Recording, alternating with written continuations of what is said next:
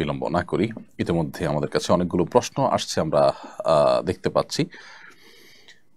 একটা প্রশ্ন হলো যে, আমার মা এবং স্ত্রীর মধ্যে বনিবনা হয় না, এ নিয়ে আমি প্রায় বিব্রতকর পরিস্থিতিতে পড়ি। কিভাবে তাদের মধ্যে পারস্পরিক সৌহার্দ্য প্রতিষ্ঠা করতে পারি, পরামর্শ দিয়ে বাধিত করবেন।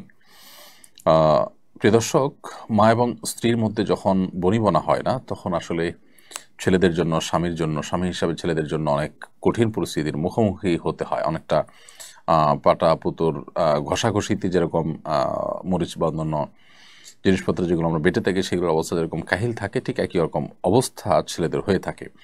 তো এরকম পরিস্থিতিতে আমরা সবসময় বলি যে, উভয় পক্ষের হক এবং অধিকারগুলোর সর্বাগ্রে আমাদের জানা কর্তব্য।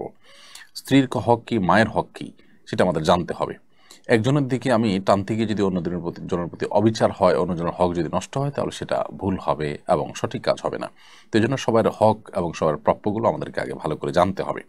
দ্বিতীয়ত যে কাজটি করতে হবে তা হলো, মা এবং স্ত্রী উভয়ের কাছেই যথাসম্ভব চেষ্টা করতে হবে তাদের পারস্পরিক বনিবনা না হওয়ার বিষয়গুলোকে সমন্বয় করার চেষ্টা করতে হবে, এবং মায়ের কাছে স্ত্রীর, স্ত্রীর কাছে মায়ের হয়ে লড়াই করার প্রবণতা এটা দেখানো যাবে না। বিশেষ করে অনেকে আছেন যে স্ত্রীর কাছে গিয়ে যখন তিনি স্ত্রী মায়ের ব্যাপারে কিছু বলেন, তখন মায়ের হয়ে স্ত্রীর সাথে লড়াই করেন, আবার মায়ের কাছে যখন যান তখন স্ত্রীর হয়ে মায়ের কাছে লড়াই করেন। উভয়ের কাছে তখন তিনি খারাপ হন। বরং যথাসম্ভব তাদের কথাগুলো শুনতে হবে, মনোযোগ দিয়ে আমলে নিতে হবে, এবং যদি তারা কোনো ভুল ধারণার মধ্যে থাকে একজন অপরজনের প্রতি, তাহলে সেটাকে খুব বিনয়ের সাথে সম্ভব হলে বোঝানোর চেষ্টা করতে হবে। আর যদি মনে হয় যে বোঝালে হিতে বিপরীত হবে, তাহলে চুপচাপ থেকে প্রয়োজনে কোনো রকম সায় দিয়ে অন্য কাউকে দিয়ে বোঝানোর চেষ্টা করতে হবে।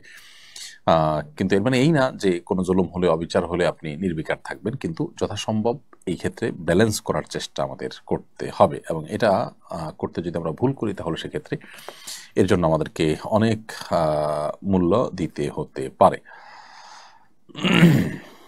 এরপরে